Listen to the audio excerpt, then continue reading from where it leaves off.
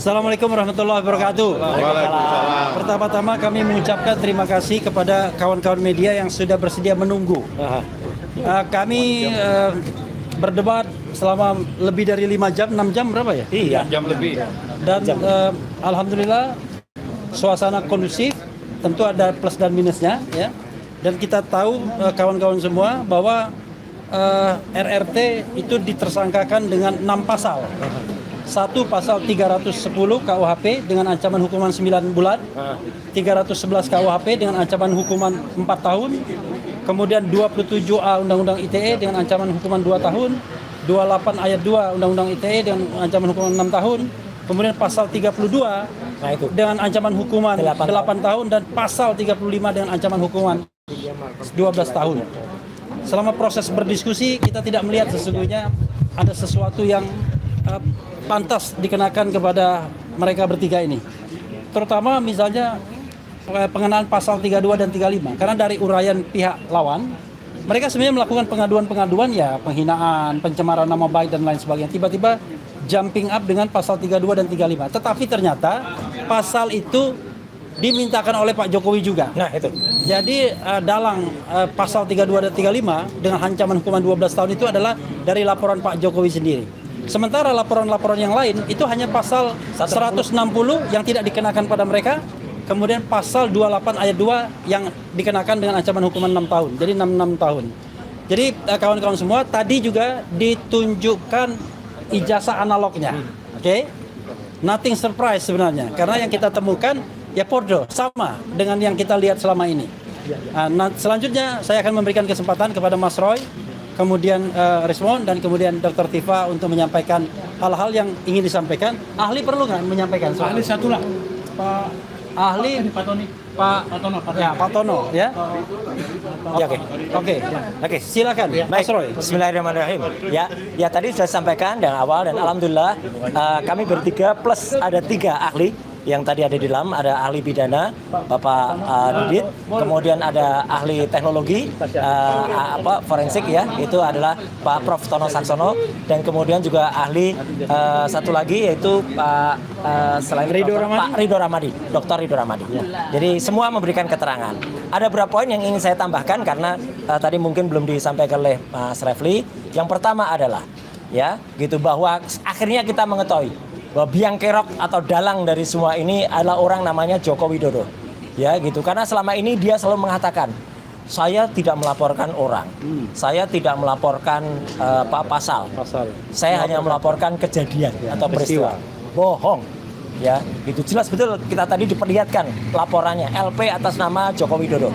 Di situ tertulis 6 pasal itu semuanya dia yang melaporkan.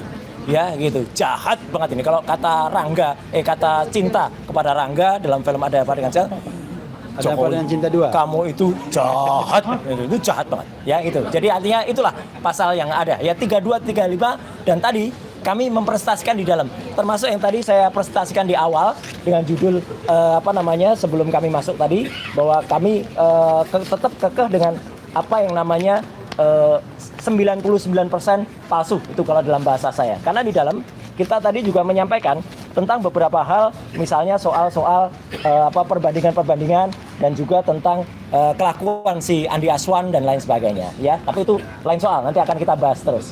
Kemudian yang kedua, apa yang kami teliti, saya Dr. Rismon dan akan ditambahkan secara detail dan Dr. Tifa, selama ini adalah barang yang kurang lebih sama. Ya gitu, yang kurang lebih sama. Jadi insya Allah hasil dari kami tentang 99,9% palsu itu tidak berubah, tidak bergeser 1 mili pun. Ya, bahkan sampai the last minute kami akhirnya sama seperti klaster 1 tadi dipertunjukkan sebuah barang yang diklaim itu adalah ijazah asli, katanya ijazah analog dari seorang yang namanya Joko Widodo. Saya harus berkata dengan terus terang, saya bukan hanya hobi komputer. Saya adalah seorang tukang potret sejak zaman analog dulu. Saya memotret sejak zaman film seluloid. Dan saya bukan hanya bekerja di lapangan sebagai tukang foto. Saya adalah orang yang juga bekerja di kamar gelap. Jadi saya mengerti bagaimana komposisi kalau misalnya kita pakai fixer, kita pakai pengembang, film itu dicuci, kemudian dicetak, kemudian kertas film apa, Dan untuk pas foto yang tertempel di barang yang disebut ijazah itu, saya dengan lantang dan tegas mengatakan saya sangat ragu bahwa itu usia sudah lebih dari 40 tahun. Terlalu tajam, terlalu baru barang itu sebagai sebuah foto yang dicetak dengan kertas foto di tahun 80-an.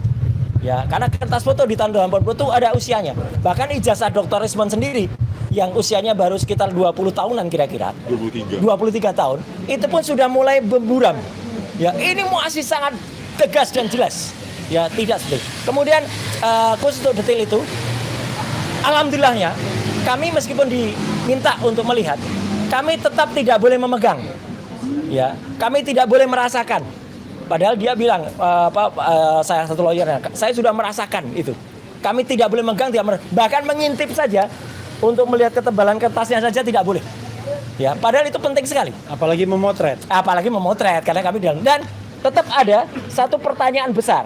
Karena dalam yang disebut-sebut sebagai ijazah itu ada sebuah goresan di sebelah kiri, ada sebuah garis yang itu menurut saya tidak lazim untuk sebuah ijazah. Itu mungkin hasil dari pre-printing atau printing baru. Ya. Kemudian ada lagi ciri-ciri yang kemudian kami pertanyakan. Dr. Rismond akan menambahkan logo Universitas Gadjah Mada yang tercetak. Sepanjang yang saya tahu warnanya meleset, tidak seperti itu. Warna logo UGM yang bagus itu emas. Ya. Dan kalau sudah lebih dari 10 tahun atau 20 tahun, itu akan dalam bahasa Jawa, ini istilahnya silakan dikutip, bleber. Ya, bleber itu apa? Kemudian pecah, mengembang. Karena tinta dulu tidak sebaik tinta sekarang. Ini tidak ada blebernya sama sekali. Jadi kayak di print dengan kualitas tinta baru yang kemudian tuh clear banget. Kemudian boleh kalau dikatakan, tapi kan ada tipis, ada watermark. Iya, tapi tipis sekali. Watermarknya tidak seperti watermark yang biasa ada di ijazah UGM. Embossnya juga tidak. Saya mau memegang embossnya nggak boleh. Padahal kalau emboss yang kita pegang, kita akan bisa tahu itu emboss beneran atau citra atau gambar seolah-olah emboss. Kan banyak itu. Tegel-tegel sekarang banyak yang di print seolah-olah emboss, tapi tidak kan.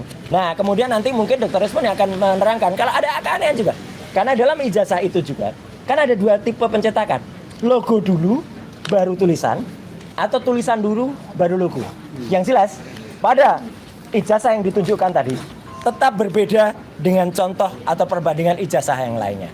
Yang lainnya di sini adalah tulisan dulu baru logo. Dan yang kami tadi lihat adalah logo dulu yang warnanya bukan emas, baru tulisan. Jadi sekali lagi dengan insya Allah dengan pengetahuan teknologi, bukan hanya soal komputer dan forensik, ini bukan forensik, ini analog. Saya tukang potret, saya adalah ketua klub foto. Ya, saya adalah ketua klub foto Publisia Foto Club di UGM tahun 90. Saya adalah wakil ketua FPSI, Federasi Perkumpulan Seni Foto Indonesia tahun 2000-an, di mana FPSI itu anggotanya ada klub foto yang lain. Darwis pun dulu anggota saya. Sekali lagi, Darwis Triadi pun dulu anggota saya. Ya, dalam FPSI, Federasi Perkumpulan Seni Foto Indonesia, yang saya dulu adalah wakil ketua umum dari HISWA, Himpunan Seni Foto Amatir Yogyakarta. Jadi saya memotret dengan analog, saya mencetak dengan analog, dan saya sekali lagi tetap 99% tetap meragukan bahwa itu adalah yang disebut ijazah asli. Saya kira dari saya statementnya itu dulu. Ya, Oke, Mas Roy. Ya, Mbak Tifa kali.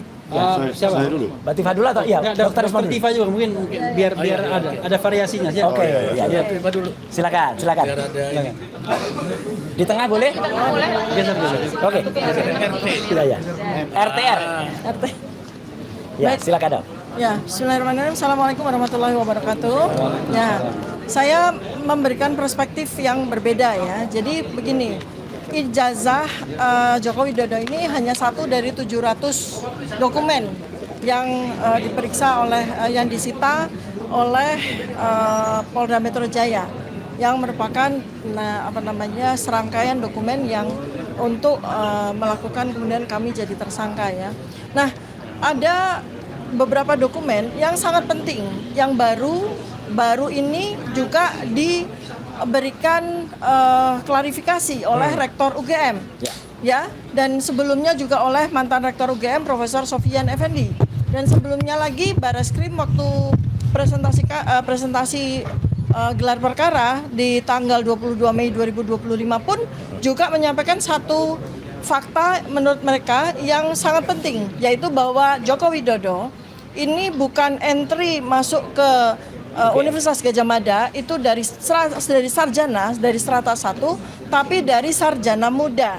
Dan tadi yang kami diskusikan juga soal transkrip. Ini adalah dokumen kedua yang sangat penting, ya. Sebagaimana yang kita semua lihat bahwa transkrip nilai Joko Widodo yang disampaikan oleh Bareskrim itu transkrip nilai yang cacat karena tidak lengkap dan tidak sesuai dengan transkrip nilai dari Fakultas Kehutanan UGM di era tahun 1985.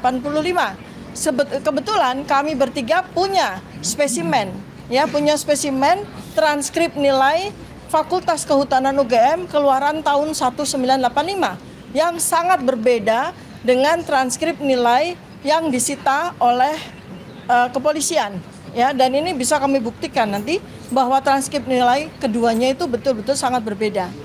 Nah, kalau transkrip nilai asli itu sangat bagus, sempurna, ya, lengkap dengan tanda tangan dari dekan dan pembantu dekan 1 dari Fakultas Kehutanan UGM. Sedangkan transkrip nilai Joko Widodo sama sekali tidak lengkap, angka-angka nilai pun juga ditulis dengan tulisan tangan, dan itu sama sekali tidak lazim untuk lulusan sarjana di Fakultas Kehutanan UGM tahun 1985. Karena seharusnya angka tersebut dicetak dengan mesin ketik manual.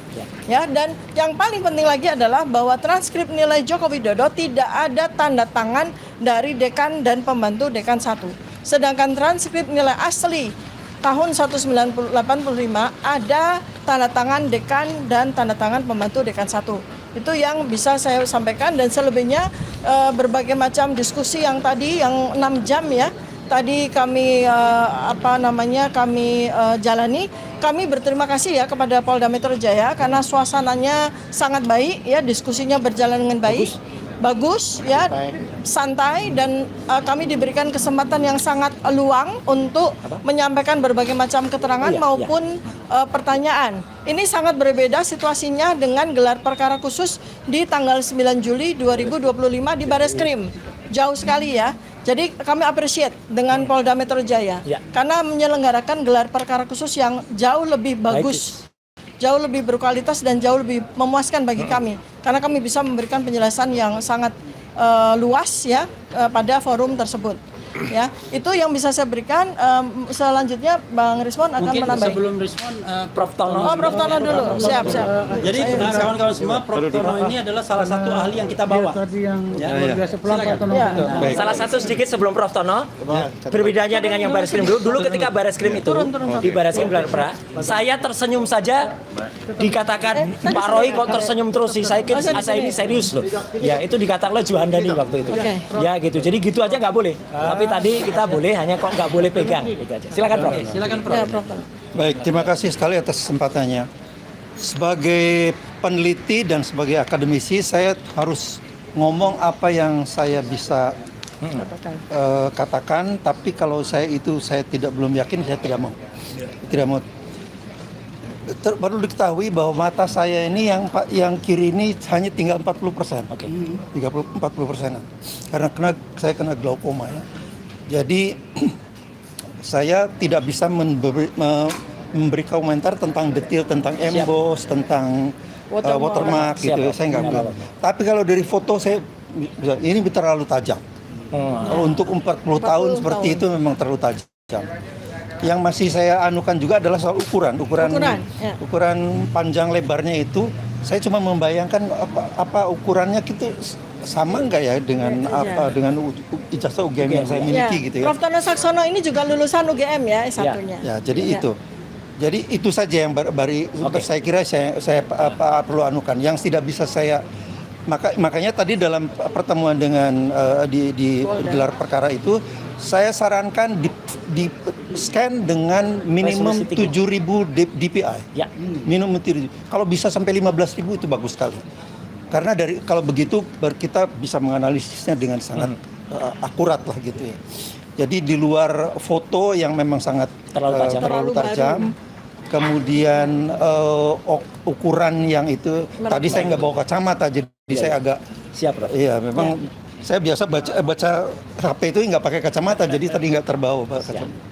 Jadi itu saja yang saya anukan. Ya. Tapi saya sudah sampaikan dengan tegas pada Polda tadi di Barreskrim tadi bahwa 3 orang ini adalah aset bangsa. Jadi jangan sampai dikriminalisasi. Mereka harus dipelihara dan diberi fasilitas bekerja supaya mereka bisa menularkan keahlian mereka pada anak-anak muda. Mencetak anak-anak muda untuk berkarya lebih baik lagi dari mereka. Itu sebetulnya yang harus dilakukan. Itu saja saya kira yang bisa saya sampaikan. Tambahkan juga sedikit. Terima kasih sekali. Assalamualaikum. Ridho Ramadi. Ya, biar quick-nya nanti di Bang Rismon. Ridho ini juga salah Pak satu. Mo dulu. Ya, ya. Pak Alkafi kasih kesempatan. Luar biasa. Silakan. Dokter yang luar biasa. Ya.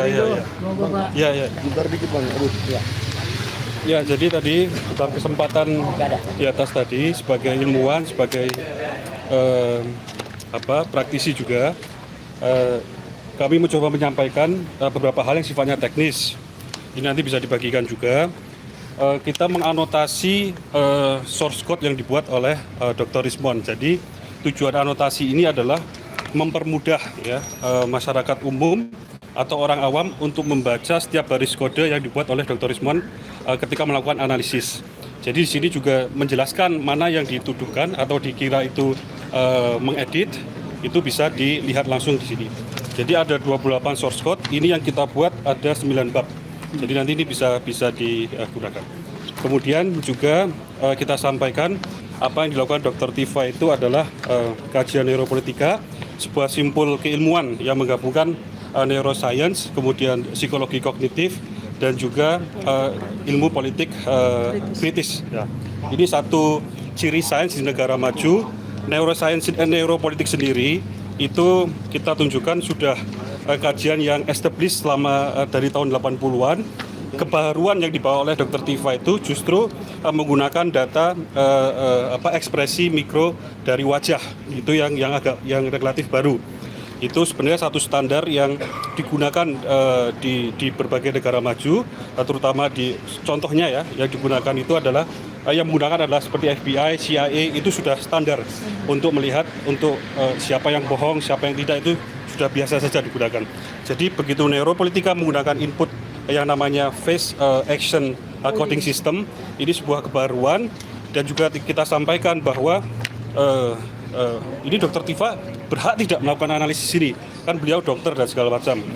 Nah ini kita sampaikan contohnya di negara di sana ya, kita tahu Nobel Prize itu satu penghargaan terhadap keilmuan, pencapaian yang paling tinggi gitu kira-kira. Itu Nobel Prize 2024 untuk fisika itu diraih 2 orang yang bukan fisikawan. Kemudian Nobel Prize untuk kimia 2024 diraih 3 orang, memecahkan masalah protein ya, struktur selama 50 tahun belum terpecahkan, diraih 3 orang, 2 orang itu dari Google dan 1 orang baru yang kimia. Jadi ini praktek yang biasa saja. Jadi kita sampaikan ini satu kajian yang ilmiah ya, dilakukan oleh RRT di dalam buku Jokowi's White Paper yang seharusnya mendapat apresiasi, yang seharusnya itu didiskusikan dalam forum-forum ilmiah, yang seharusnya jangan sampai dikriminalisasi. Jadi kita sampaikan ini seperti bongkahan emas yang muncul dari dalam tanah sendiri secara sukarela, jangan sampai setelah muncul terus kita tenggelamkan, kita sia-siakan gitu. Jadi ini harusnya kita apresiasi, di luar negeri sana ini layak diganjar dengan prize, dengan penghargaan, bukannya dengan kriminalisasi. Mungkin singkatnya begitu. Ya. Bang Respon? The last but not least, Rismon Sianipar. Horas. Ya. Terima kasih Pak Jokowi atas hadiahnya.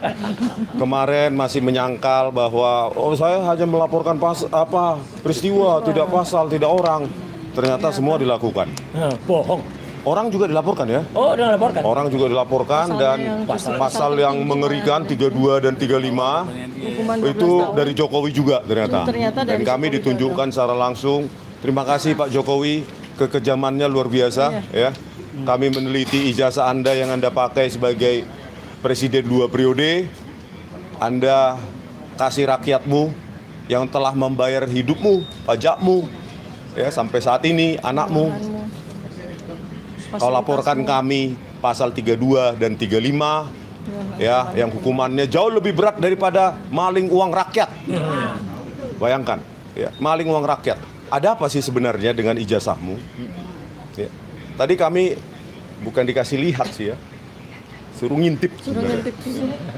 Dalam hitungan detik. Ada beberapa kejanggalan dari tebalnya kertas, terus ada garis hitam itu seperti error printing, Foto yang terus terlalu ketajaman dari foto. Ya, ketajaman foto itu artinya antara gelap dengan terang itu terlalu tegas. Kontras. Untuk usia Ya, 40 tahun. Untuk ya. usia 40 tahun, sementara ijazah saya yang 2002, ijazah S2 yang sama lintasan stempelnya di atas jas hitam saya, itu stempelnya sudah kayak berkeringat, berkerak, ya, berakar gitu. Jadi nggak tajam lah gitu. Tapi itulah yang kami temukan. Kami tidak boleh menyentuh, jangan sentuh. Kata pengacaranya tadi dari jauh, nggak boleh disentuh. Kata salah satu pengacara Pak Jokowi. Dan jauh dan Ya. cuma selintas. Jadi itulah ya. Mengenai yang lain-lain gimana ya? Kita lihat rame-rame dan dikasih time frame yang cukup singkat. Tapi ya untuk mendapatkan ijazah itu tadi sudah kami presentasikan. Magnetnya hilang. Ya.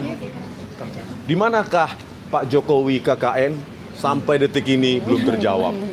Bagaimana Tahun dengan berapa? bantahan Pak Kasmujo? Belum juga terjawab. Ya. Bagaimana dengan lembar transkrip nilai yang tidak ada tanda tangan dekan dan tulisan tangan yang ditampilkan di Irtipidum? Tidak ada yang menjawab. Jadi kan dokumen ijazah itu tidak berdiri sendiri. Ya, makanya ya dari tadi ada error garis lurus itu kayak tinta itu. Saya memprediksi itu digital printing ya. Digital printing dengan saya ini dugaan karena nggak boleh lihat ya. Itu untuk sebuah dokumen negara terlalu tipis ya. Itu. Ya, gitu aja lah ya. Karena kita nggak boleh apa-apa, loh. Ya, kalian sendiri mungkin setelah melihat itu 5 menit kemudian lupa kok. Memori kita nggak sanggup ya untuk menelaah semua secara instan, apalagi rame-rame. Ya. Oleh karena itu terima kasih Pak Jokowi ya, betapa secret mission tadi akhirnya ditunjukkan ijazahnya. Ya, ijazah Bapak yang harusnya milik publik karena sudah 10 tahun menjadi presiden di Indonesia, dan ketika kami analisa ya, Anda hadiahi kami dengan jeratan pasal 32 dan 35 yang kalian sangkal. Ya, Ya, bukan hanya Jokowi sangkal, disangkal.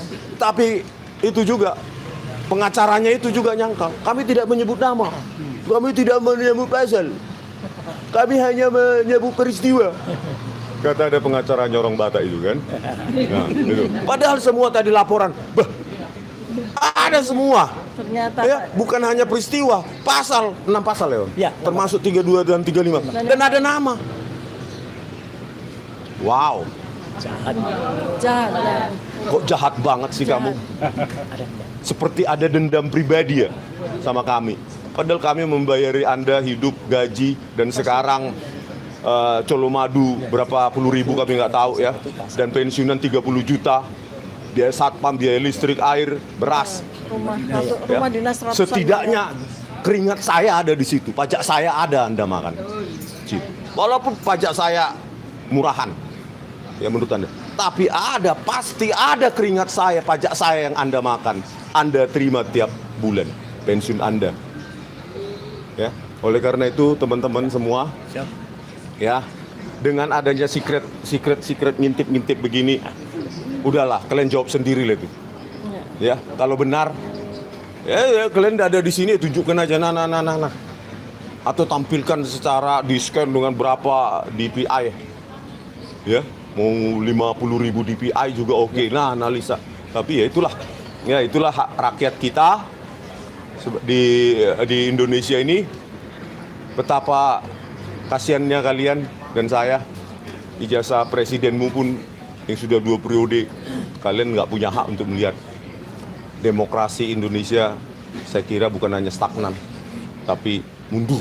Ya, terima kasih. Ya, satu lagi dikit, satu menit sebelum closing ya.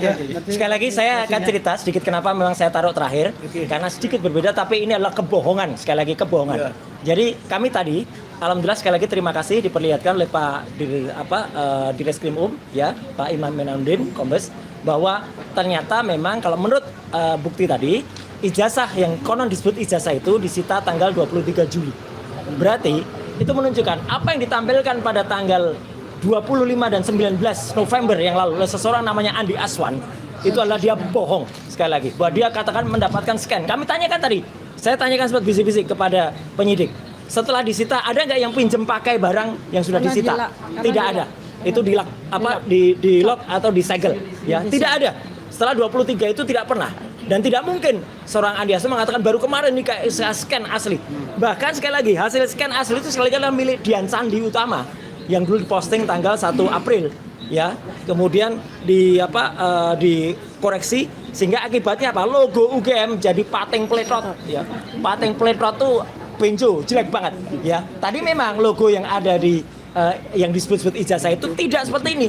Jadi Dian Sandi, kemudian Andi Aswan dan Joshua Sinambela itu seharusnya adalah justru dia mendapat 32-35. Dan kami tadi meskipun mungkin ini masih pemanis, kami diberikan kesempatan silakan laporkan kembali ke SPKT.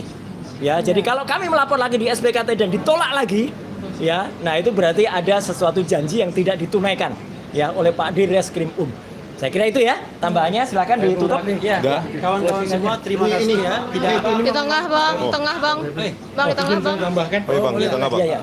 Geser. Maju aja. Geser. ada yang mau nambahkan lagi? Aku izin Bapak. Ya. Oke. Only 1 minute ya, 1 minute. Ya, terima kasih.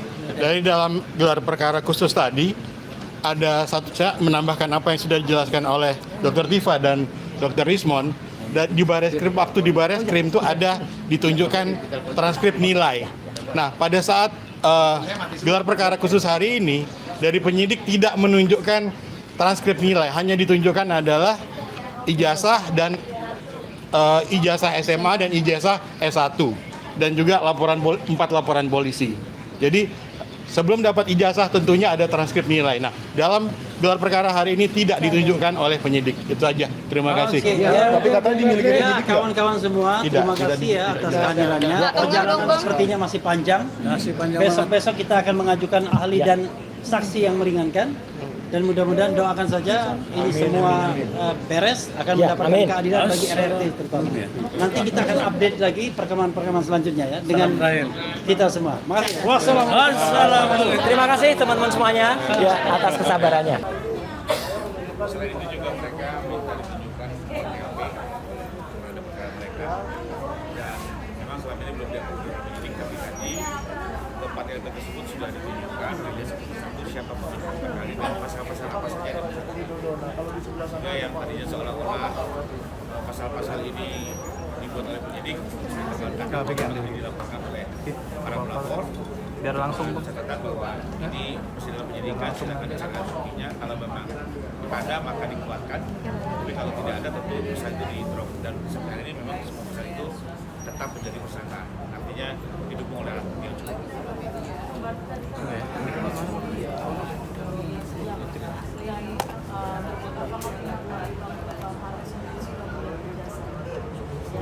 Sudah, akhirnya sudah. Bagaimana nanti bisa naik ke sini? Kalau saya melihatnya, bagaimana juga barang itu dari awal sudah tahu bahwa itu asli ada dan benar. Sehingga ketika itu ditunjukkan kepada pihak mereka, itu sih biasa saja. Karena sekarang konsisten. Dari awal kami sampaikan jika ini diminta untuk ditunjukkan ataupun untuk dilakukan penunjukan oleh pihak yang berwenang.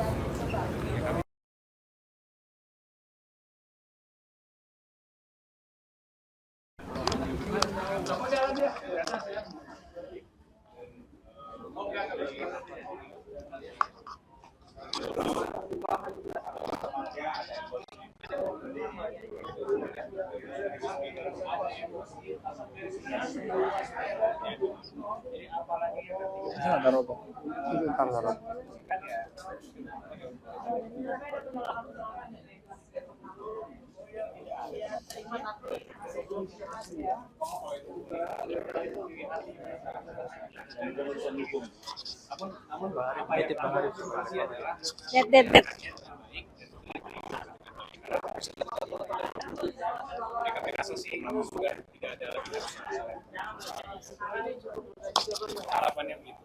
Harapannya penyidikan memperlancar proses penyidikan yang ada sehingga bisa langsung diproses ke persidangan.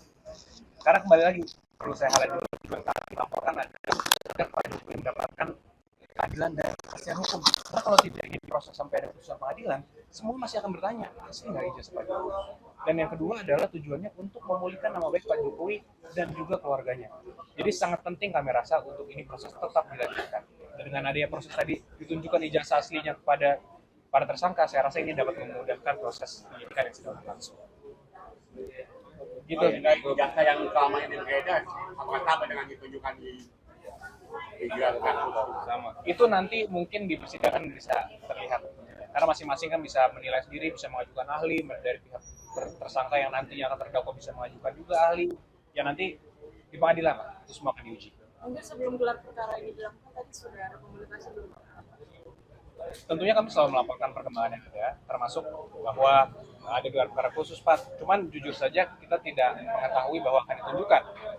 Tapi dari awal Pak Jokowi konsisten, jika itu harus dimintakan atau akan ditunjukkan oleh pihak yang berwenang, itu pasti akan dilakukan. Apakah itu pengadilan, apakah itu penyidik. Contohnya seperti di Mabes Polri kan dimintakan ijazah walaupun belum ada penyitaan. Diantarkan langsung untuk dilapor.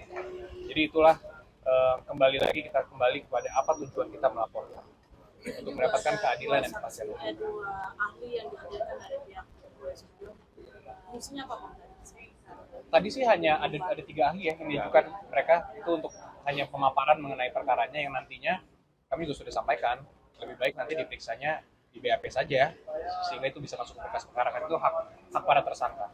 Jadi kami rasa kalau dari tadi nothing to major dan tadi juga sudah, walaupun kami tidak mau mendahului sesi 2, tapi di sesi awal tadi sudah terlihat bahwa semua penyidikan dilaksanakan dengan baik sesuai SOP yang ada. Terima kasih teman-teman. Selamat istirahat, udah malam loh ini. Udah pagi, udah subuh.